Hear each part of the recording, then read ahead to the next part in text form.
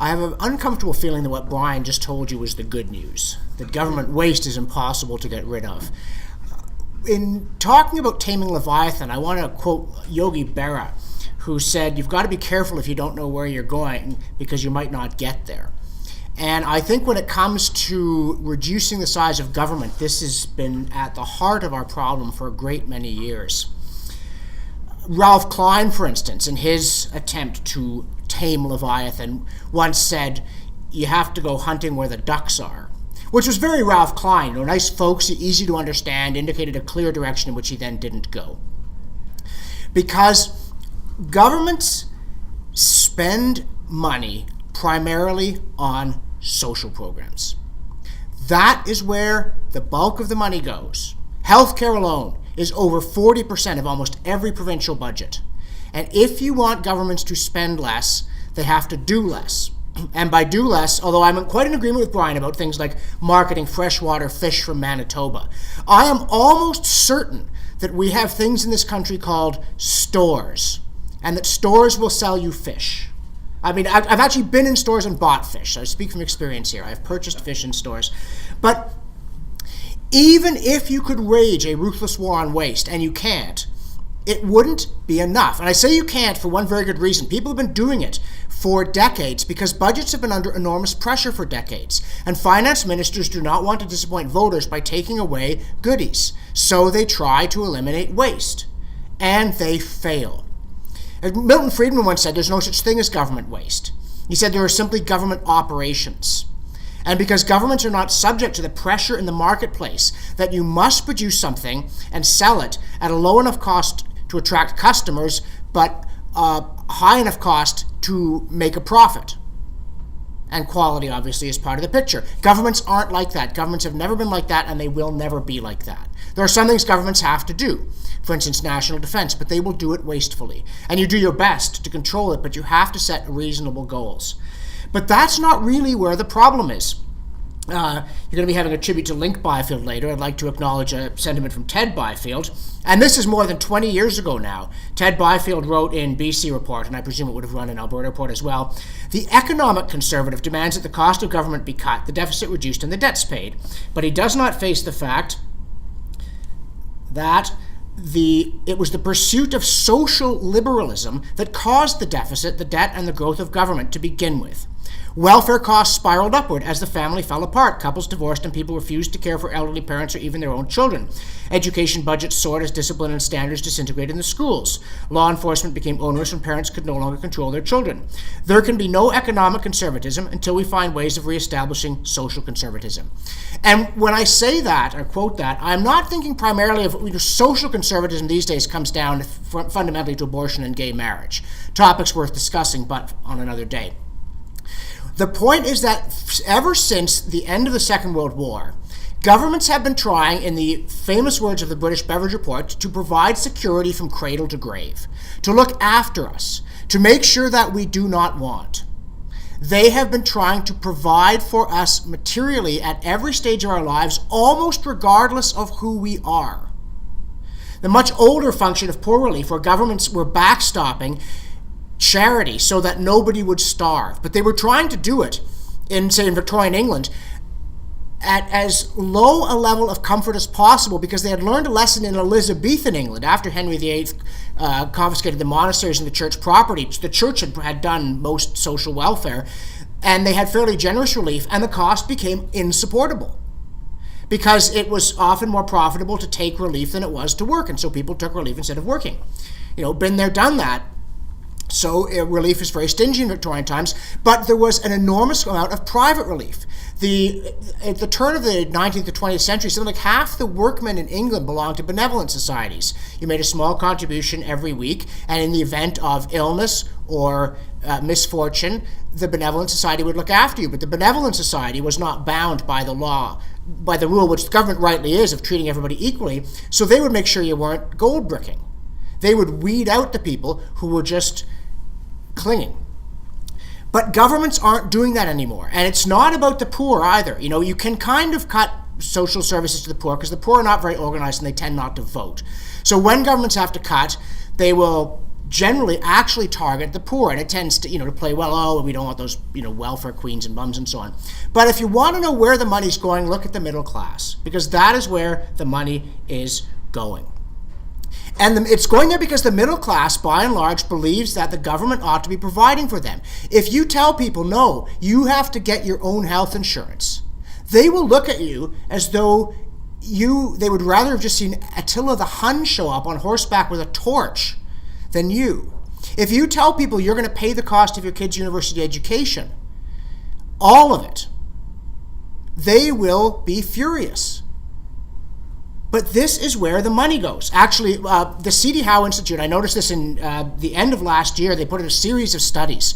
And if it matters, I should declare that my brother runs the C.D. Howe Institute. But I'm not responsible for anything he says, and he's not responsible for anything I say. But they put out a series of reports on the unfunded liability for healthcare for the provinces. Start with my home province of Ontario. The headline, Ontario faces $1.19 trillion collision course with healthcare costs. That's how much money they need to have in the bank to cover the actuarially predictable payout of healthcare over the next 50 years. And don't.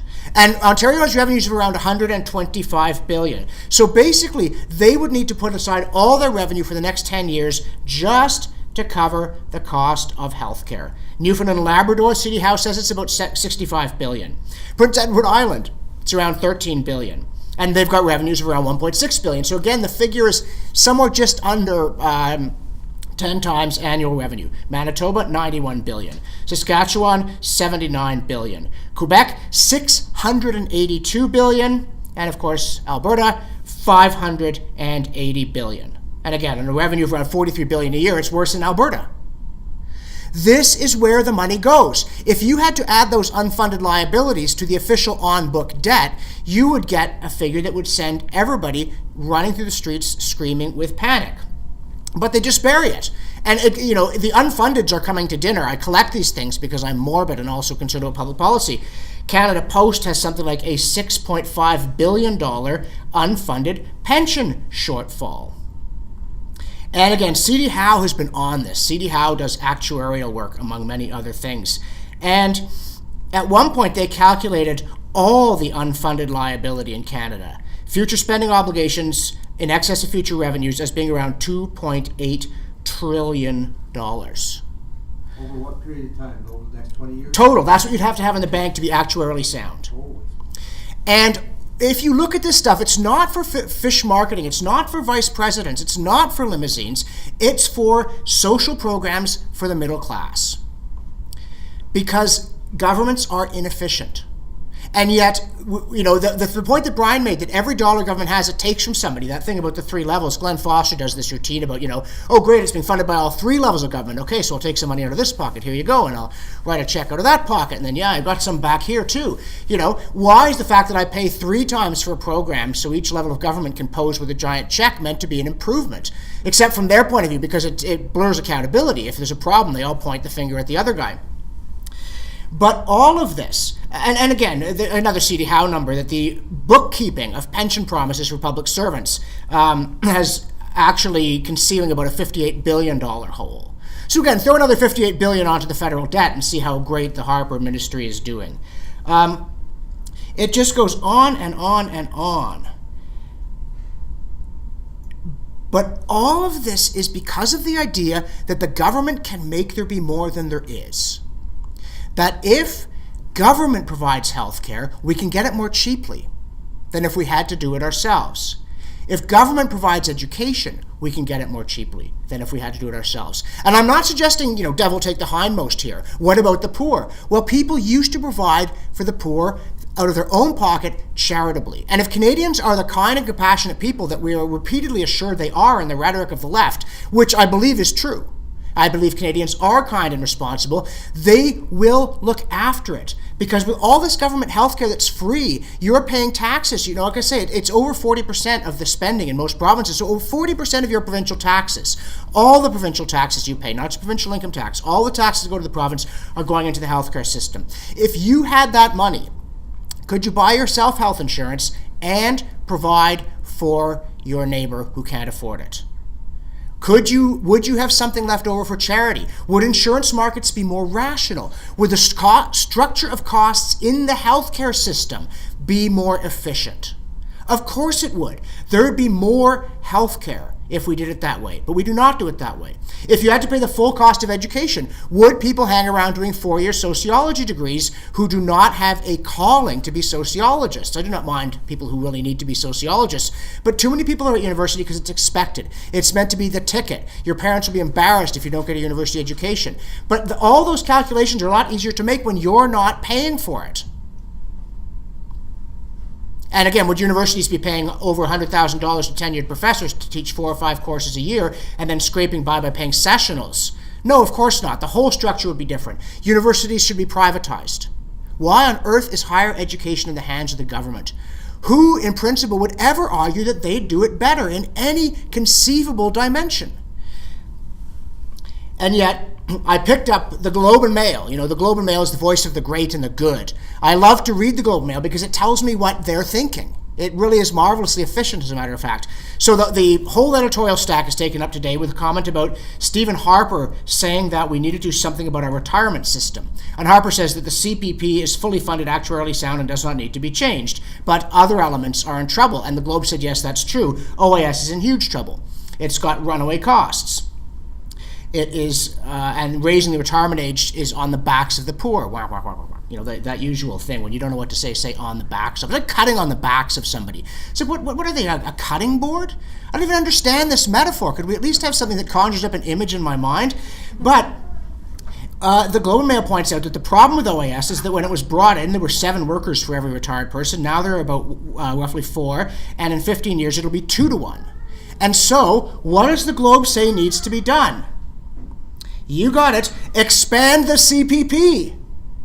The idea that the solution does not lie with government is incomprehensible to the graybeards on their editorial board. They cannot get their minds around it. Where's the money going to come from? If you have 2 workers for every retiree, then either the money has been put aside for retirement or else it's got to come out of their pockets as they work. This math is inexorable, but they don't see it that way because somebody was talking about Bastiat and the law the other night. Well, Bastiat says that the state is not a breast that fills itself with milk. But this idea is one that people have a lot of trouble with, and that's why they think if you expand the CPP, and of course in Ontario, Kathleen Wynne wants to do this, you take money from the money tree and you put it in a retirement fund, and when people retire, they get retirement benefits. No, you take the money from people. And that means they have less money to put into their own retirement because more of their money has gone into a government fund. Unless the government is more efficient than the private sector, this will leave less total money when they retire. And yet, we cannot get our minds around the notion, I don't mean we in this room, I mean we more generally, that the government can make there be more than there is. And again, there was recently a news story about Germany. You know, Germany's having this big dust-up with Greece over whether Greece can walk away from its debts or whether it should keep borrowing money in the desperate hope that one day it'll all work out. You know, both positions, it seems to me, are profoundly irresponsible. But Germany has actually got its back to the wall. And some senior official from Chancellor Angela Merkel's office said we've got 45 million working-age people, but 6.7 million are going to retire over the next 10 years. And minus a very much smaller number who will join the workforce, and this is going to be a huge problem because Germany has very generous social programs. You might think they don't the way they talk, but they do. And so they do not know where they're going to get the money. So they think maybe we better get immigrants. It doesn't matter what the populace thinks, it doesn't matter what anybody says. Either we get a whole bunch of immigrants or else the system goes bust. Okay, that's not a success. That's a failure.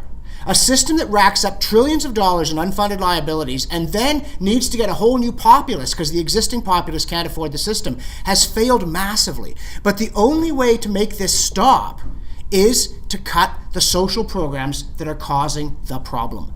The welfare state was a mistake. Quite simply, the welfare state was a mistake. Security from cradle to grave was a mistake. Now, the Keynesians thought at the time, when it was all brought in the late 40s, and they were excited, you know, and they were young, and the world was full of giants, that government spending money they didn't have would stimulate the economy, and then they would have the money, and it would all fund itself. But Keynesian economics was wrong, and what ended up happening is exactly the old warning. If you pay people to do things you don't want them to do, like not have a job or not save for retirement, they will do it. It's the old, if you build it, they will come. And that's what we have done. And in order to make government smaller, we have to make government smaller. It has to do less. Brian told my story about meeting with George Bush. Well, I was going around asking that question in Canada as well. I once got to put it to a panel that had Preston Manning and Jean Charest, who was then head of the Progressive Conservatives, and Nelson Rees, who was there for the NDP. And I said, I want you to tell me what government in this country is doing that it shouldn't do. I don't want it to move to a different level. I don't want more efficiency. What should it not do? Neither Manning nor Charest had an answer. Nelson Rees said, stop handing out money to corporations. And I thought the only guy who had an answer was the socialist. That was a good answer, and I think that we should definitely do this. I got all these press releases about the government handing out money to everybody with a hat, and I think it's preposterous. I get them. I do it dozens a week with the Harper Ministry boasting we have given money to this festival and we've given money to that company to start a joist factory. So what the heck is the administration doing handing out your money to a joist factory? Joists are a matter between the builder, the homeowner, the factory owner, and the person making the joists. But none of that really matters. Yeah. What really matters is that the place, if you're going to go hunting where the ducks are, you have to go and look at the social programs. And I remember at one point, I thought it was Marvin Olasky who'd said this, but it turned out it was Richard Epstein.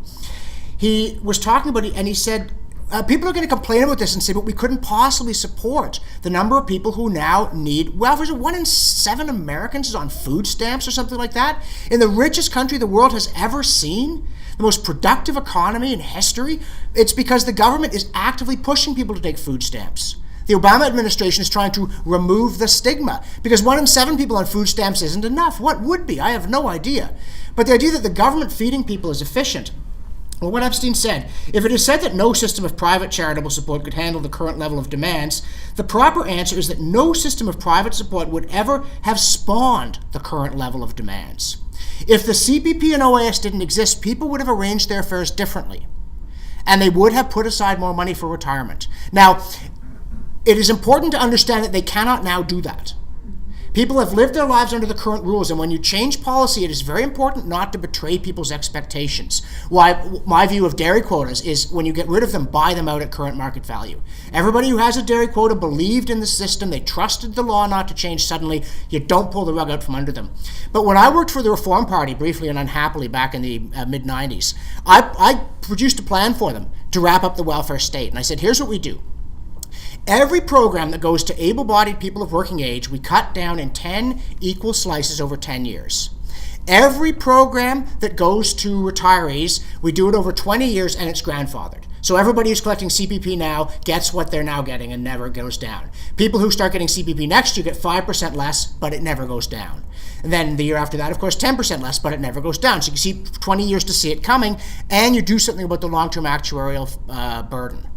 But if we don't do that, even if you could get rid of all these vice presidents and subsidies to cultural festivals, as though Canadians couldn't have culture if they didn't get a check from the government. And of course, because I've been in the process of raising money for the documentary, which, we sweated blood for a month and a half to make our $75,000, for which we're very grateful. And yet I see, a $200,000 non-repayable contribution, a $500,000 repayable. The administration is flinging around sums that make me weep on a daily basis. But even if you get rid of all of that, that's not what the problem is. The problem is the money that goes to the social programs, including to the people who administer the programs, because programs need to be administered. As Sir Humphrey Appleby says in Yes, Minister, the cause of bureaucracy is programs, and it is. Without bureaucrats, there's no accountability. But 40% of every provincial budget's going on healthcare. They get huge transfers. And of course, the Harper administration's boast is not that they have reduced those transfers, but they have raised them to record levels. Everybody is in on this. And yet there are these huge unfunded liabilities because it is not more efficient. Politically it is. They've bought votes at the expense of people who will, by the time this thing comes crashing down, of course, neither the politicians nor the voters will be around. We can put this off for another 5 years. Again, Sir Humphrey Appleby's statesmanship is about surviving into the next century. Politics is about surviving until Friday afternoon. But the core of the matter is that the welfare state consumes resources rather than generating them. And it doesn't even help the less fortunate, because as it grinds to a halt, they're going to be the most badly affected. It's like, these horror stories about waiting lists in hospitals. Who do you think's waiting in hospitals? Cabinet ministers? Tycoons? No way. I mean, the very rich, of course, can go to the United States, or they can make other arrangements. Favored people can jump the queue. It's the poor and the nameless who suffer. And that problem is only going to get worse as things go on. If we want to make government smaller, it has to stop doing things, and the primary thing it has to stop doing is trying to provide material comfort and economic security, because it's not good at that. And the harder it tries, the more it consumes resources, and it can shift them off the books, it can push them into the future, but every year the welfare state makes us a little poorer. If it had not been brought in, if we had not been paying the taxes we have been paying and having the money go to these inefficient programs for all these years, we would be a wealthier society. And again, people, oh, well, that's fine for the rich. But the thing is, the rich have money, right? The rich are always going to be okay. If you take a rich man, you take away half of what he's got, he's probably still quite a rich man. He might still be an amazingly rich man. But you take half of what a poor man has, and he's in a heap of trouble. So as the burden of government grows, and as it suffocates economic dynamism, and the jobless rate goes up, and opportunities diminish, and public services get worse, the poor suffer first and worst. So there's nothing uncompassionate about my message. My message is that it is crazy to let a system that is grinding down continue instead of doing something about it. And when we talk about doing something about it, we need an answer to the question George Bush could not answer. What he actually said was, over the din of a bad high school band in some auditorium, I said, is there something government just shouldn't be doing at all? And he went, that's a really interesting question. I'll have to get back to you. And he never did get back to me, by which I don't mean George Bush didn't take time out as president to phone me. What I mean is he never vetoed a spending bill. On his watch, government got enormously bigger, including a huge expansion of Medicare that he personally was hugely in favor of. George Bush thought the government should be supplying drugs to people. Not obviously the nasty, illegal drugs, but the good drugs. It didn't cross his mind that the government shouldn't be a pharmacist. And that's what's wrong, and that's where we have to get the argument and the public discussion and public understanding back to. You cannot make government smaller where government is big unless you make government smaller where it is big. You have to go hunting where the ducks are, and the ducks are in the social programs. And Ralph Klein didn't dare do it, and nobody else has. At best, they'll eat the seed coin. They'll fail to fund hospitals or something like that because it improves the balance sheet for the next couple of years. But in the long run, it gets worse because the hospitals are overcrowded. Conditioned gridlock is setting in. All kinds of problems. They don't have proper infection control. They can't afford new buildings that would help us manage superbugs. A number of things that we would do differently if we weren't locked into this model. And the longer we wait, the worse the financial crunch becomes. Because what are we going to do when people are 75 or 80 and we need to give them the health care they've been promised all their lives? The alternatives are hideously unattractive. You do not want to rip up the social contract, but if you don't have the money, you don't have the money. And you look at the Greek administration saying, well, we just won't pay our bills. But they're still in trouble. Where are they going to borrow if they don't pay on their existing loans? There's no answer there. The German solution, let's have the disaster in slow motion. All that does is buy you a little bit of time. And if you use the time wisely, that's important. But if you use it foolishly, it's worse. So I come back to the fact I'm infuriated by those press releases, all these ridiculous government agencies, but it's because the government promised us more than there is. Remember what Jim Prentice said about looking in the mirror? And he was right. It was a classic political gaffe. He spoke the truth. Foolish man that he was. It's because voters discovered that their key unlocked the public treasury. And they used it to give themselves more than there was and fill it with promissory notes for the next generation. And they did that because the welfare state programs create the illusion of plenty, but they don't create the plenty. They do not generate wealth, they consume it. And unless we're willing to see the thing go until it crashes, what we have to do is arrange a soft landing now that reins in the ambition of government to provide for us and protect us against want. Government can do many things. It can protect us against force and fraud. It can maintain infrastructure. It can impose weights and measures. There are many vital functions that only government can perform, but it cannot protect us against want, and it doesn't need to because we will protect one another.